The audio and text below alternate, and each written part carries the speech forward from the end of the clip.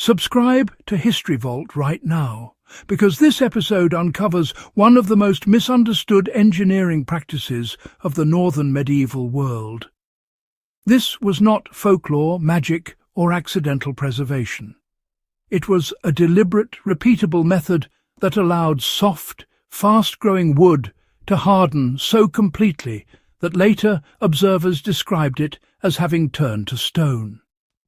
If you care about how real people solved real material problems long before industrial chemistry, this is knowledge worth staying for.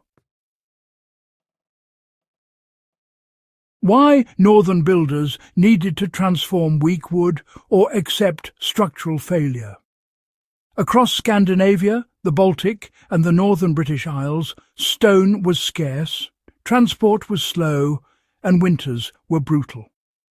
Builders relied heavily on softwoods like pine, spruce and fir, materials that grow quickly but decay rapidly if left untreated. These societies could not afford to rebuild homes, ships and fortifications every decade.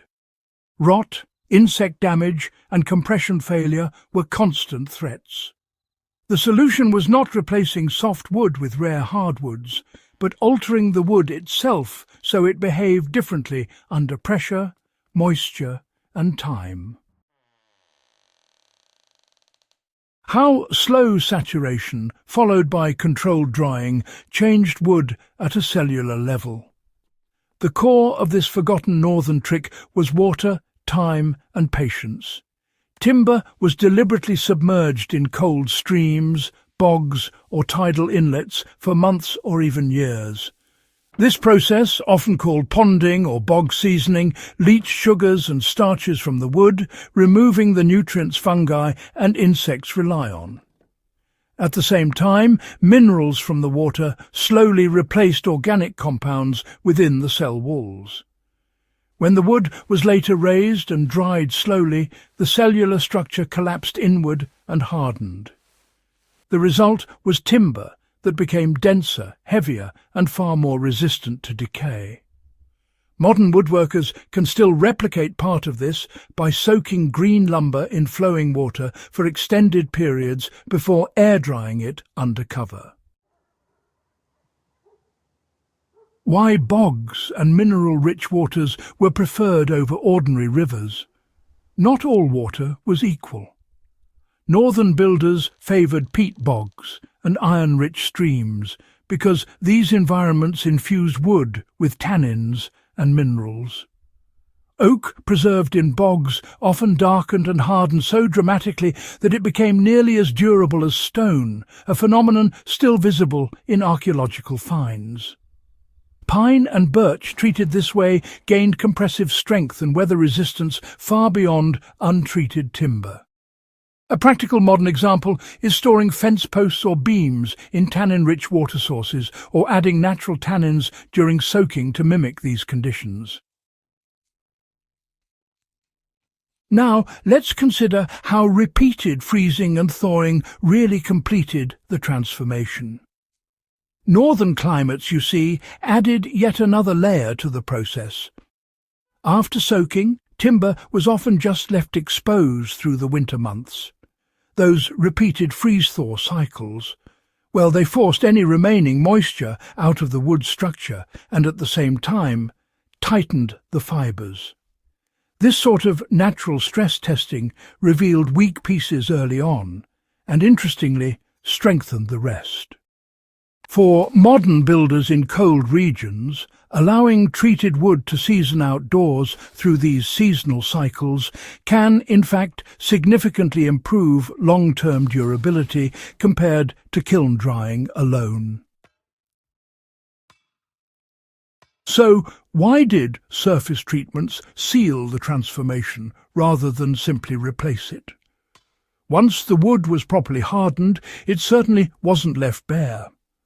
Northern builders would apply pine tar, fish oil, or animal fats, not to make the wood completely waterproof, but rather to slow down moisture exchange. These treatments bonded best to wood that had already been densified and mineralized. On ships, this created hull planks that resisted both rot and mechanical wear.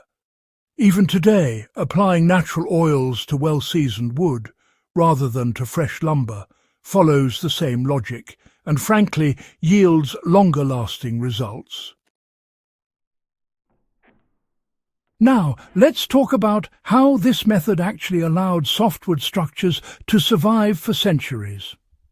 You see, stave churches in Norway, harbour pilings in the Baltic, and timber fortifications all across the north. Well, they all show clear evidence of this technique. Many of these stood for centuries in damp environments that really should have destroyed them within just a few decades. The key, though, is that the wood was altered before construction, not simply protected afterward. And, this distinction is absolutely critical for anyone interested in long-term building, survival structures, or even historically accurate restoration. So, how can modern builders and survivalists apply this knowledge step by step? Well, first, start with freshly cut softwood, rather than, say, kiln-dried lumber. Then submerge it in cold flowing water for several months, making sure there's constant movement to prevent stagnation. After that, remove it and allow it to dry slowly in a shaded, ventilated area. It's important to expose it to seasonal weather, not artificial heat. Once it's fully dried, apply natural tar or oil treatments, but do so sparingly. This process, yes, it takes time, but it replaces chemicals with physics, chemistry, and, honestly, patience, just as northern builders always intended. Let me explain why this forgotten trick still outperforms many modern shortcuts. You see, modern sealants often trap moisture, which creates hidden decay. The northern method, on the other hand, removed decay at its source by actually changing the wood itself. It demanded planning and time, sure, but it delivered structures that endured for generations. In an age that's, obsessed with speed, this knowledge remains quietly powerful. If you value techniques proven by centuries rather than marketing claims, do subscribe to History Vault. And please share this episode with fellow history enthusiasts and builders who want methods that last. Together, we can help keep these forgotten engineering traditions alive.